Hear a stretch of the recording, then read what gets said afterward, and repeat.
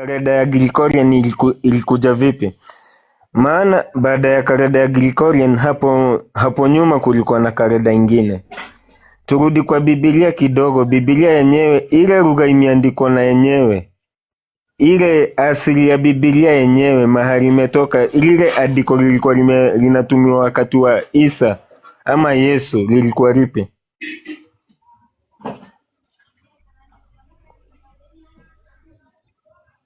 Wanani inaitwa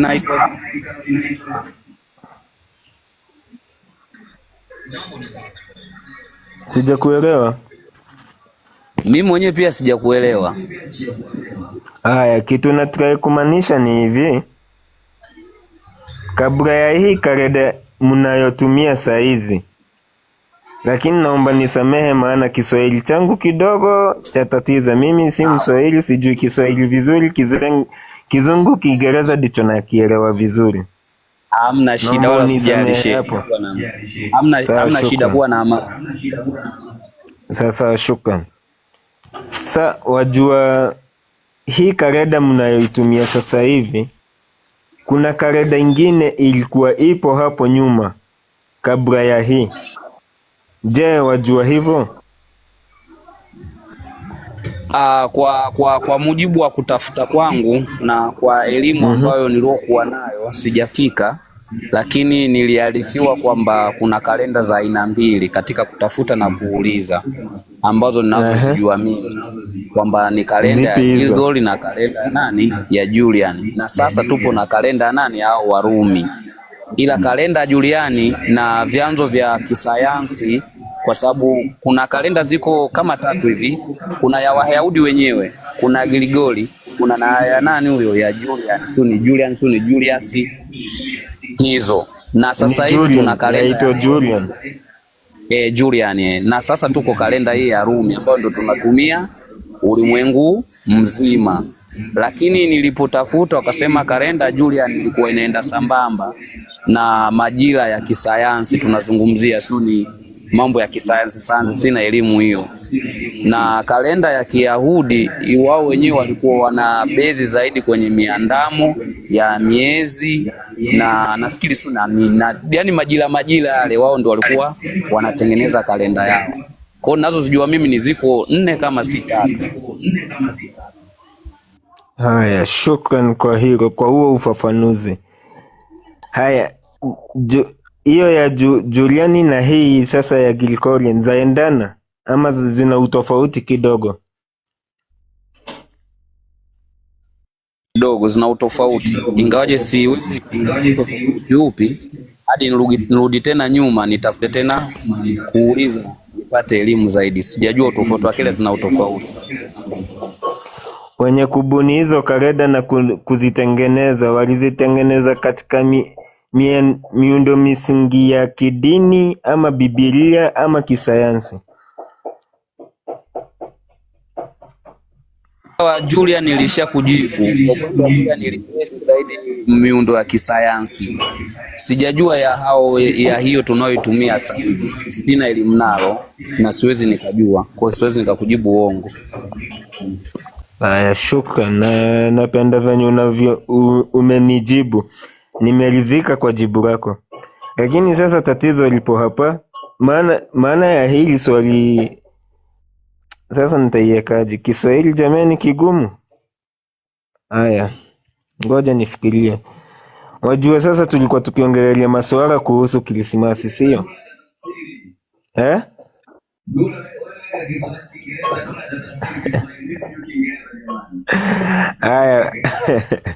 Haya basi. Dura sijui kama yupo.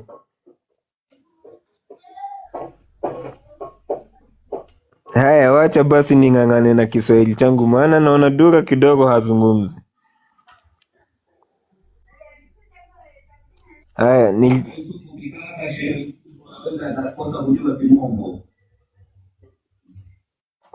Haya, tuendelee tu hivyo hivyo. Sasa waona vitu saizi tuwafanya niongelele haswa mimi kama Muislamu. Vitu vingi zenye nafanya ni zenye kufunzwa katika Qur'ani na kwenye hadithi. Sifai kufanya kitu yani kitu chochote kwa kimombo tunakiita innovation.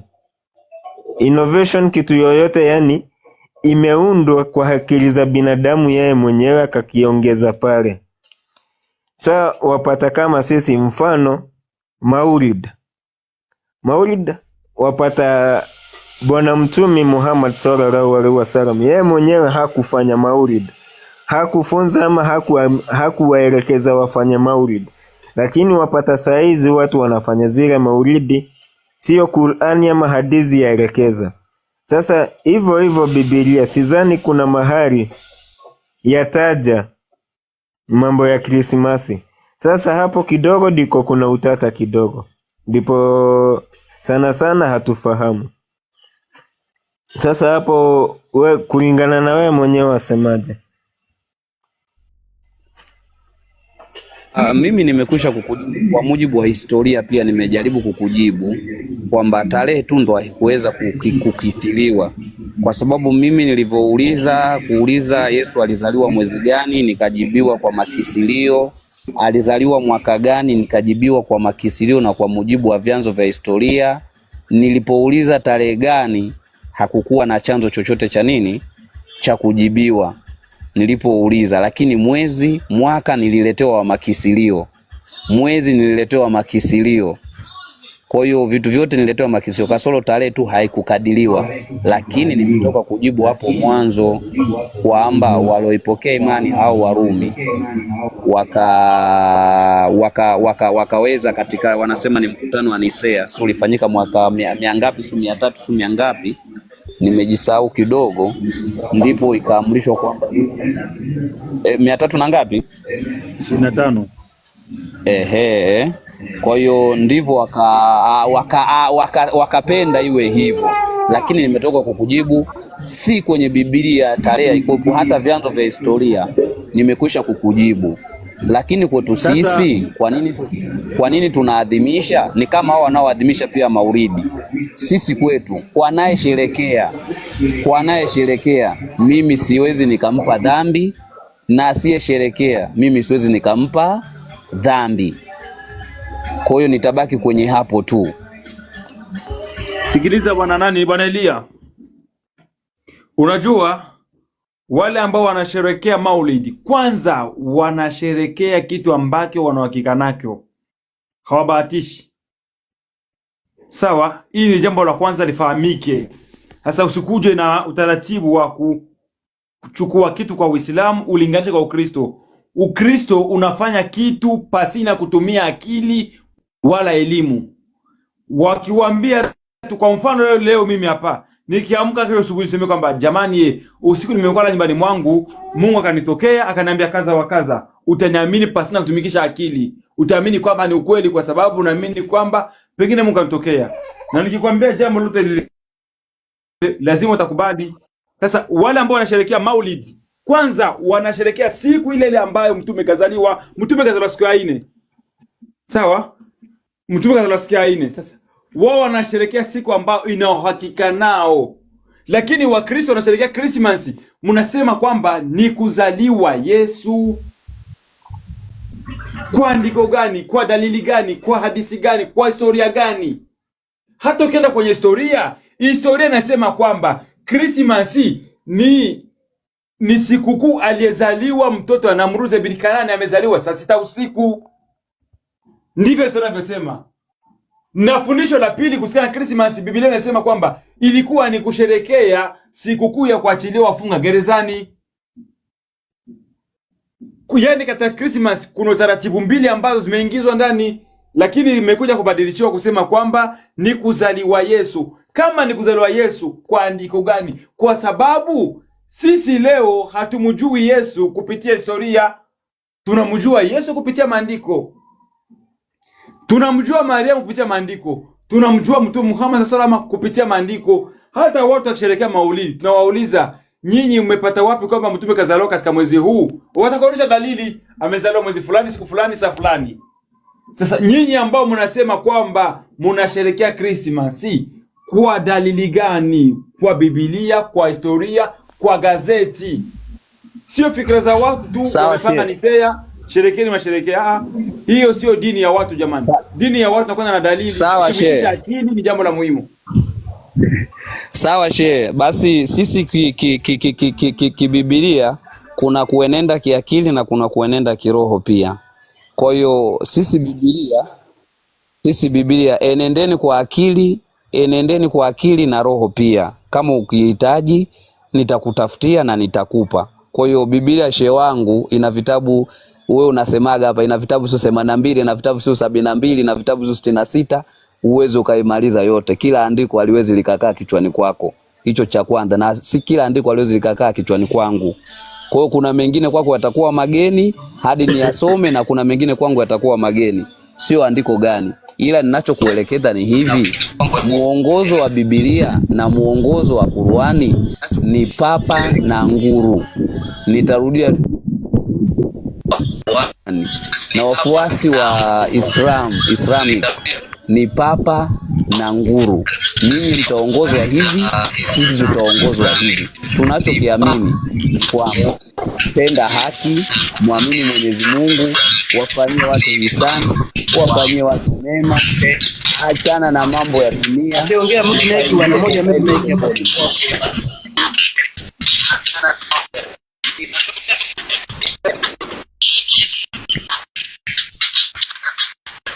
Ndio mute bwana.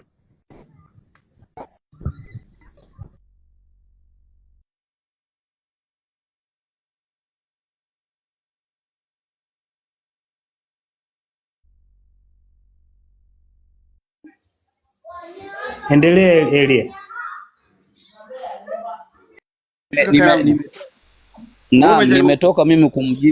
Nimetoka kumjibu Yusufu Bikaka. Nimemjibu Yusufu Bikaka hapo. Mnanisikia vizuri jamani? Umeniambia kwamba nyinyi wa Kristo mnaenda na akili na dalili ya maandiko. Sasa mi pengine sisi kwetu tunahitaji kila utakachokiongea kwanza kiwe na ushahidi kama kinahusu imani. Hebu tusaidie kwa Biblia, andiko gani linalosema kwamba nyinyi tumikisheni akili wakati mwingine na wakati mwingine maandiko? Ni dalili gani inasema hivyo? Hiyo nakuomba unipatie kabisa. Kwa sababu ukiniambia kwa Biblia, usiseme kwamba Biblia watu hawaijui jamani. Biblia hapa iko kwenye simu. Simu yangu nikiuliza kitu chochote kile itaniambia kwamba andiko ile iko wala hakuna. Sawa, basi naomba uuliza hilo. Si unasema unayo simu, uuliza hilo utajibiwa. Kama hamna, basi nipe mimi kazi. Hamna shida.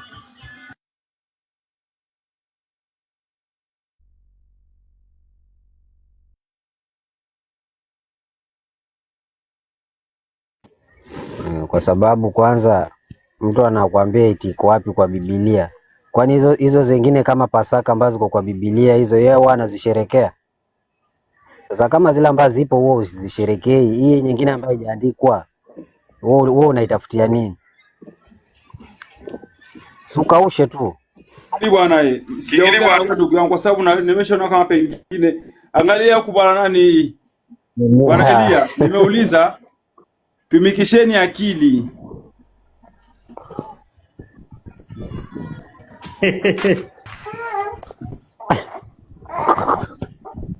Sawa?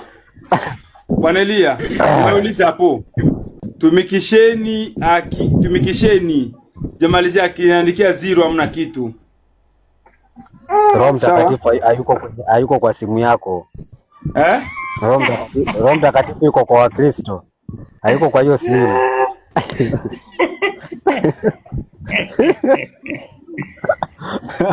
Basi wewe unakuwa Roho Mtakatifu sasa, sio Roho Mtakatifu tena, unakuwa Roho Mtakatifu huyo sasa. Mimi nimesema Roho Mtakatifu. Roho Mtakatifu hayuko kwa hiyo simu bana. Roho Mtakatifu aliachiliwa kae kwetu sisi. Na huyo ndiye anatufunulia mambo, afunulii simu na AI. Basi nyinyi akilizeni hapa tunataka watu bwana. Wewe Bwana Kingili, sikiliza kitu kimoja kuongea hapa. Umesema kwamba nyinyi Waislamu, je, mbona Pasaka imeandikwa, mbona hamsherekei? Sasa aliyekuambia kwamba Waislamu washerekei Pasaka ni nani? Hebu rejea katika historia. Sikia nikupatie Toa Muislamu bwana. toa ushahidi, toa Subiria ushahidi, nikupe. acha story nyingi. Basi subiria nikupe bwana. King. Haya, toa. Katafute mashehe hapa, sawa? Waulize. Wewe kwani wewe si mmoja wao? Wewe si mmoja wao tena nikatafute wengine. Mimi ni mwanafunzi. Ngoja nakupatia swali utakwenda kuuliza mashehe. Sasa mimi nakupatia swali au kwenda kuuliza ili mashehe wapate kufanulia zaidi sana. Uuliza mfungo 10 kwa Qur'ani. Ile siku ya mfungo kama ipo wewe sema tu. Wewe kama ipo sema tu bana. Acha kuniambia nikaulize wengine. Wewe mwenyewe hapa unajifanyaga hapa mjuaji. Sasa leo hii tena unanituma nikatafute kwa wengine. Kama ipo kwenye wewe usiniwekee maana kwa mjuaji bwana. Yusufu mimi nasoma kwa bwana. Atakuumiza kichwa huyu bwana. Anaonekana kama nimeshakuzoea. Uliza sana kengele ya misa huyu.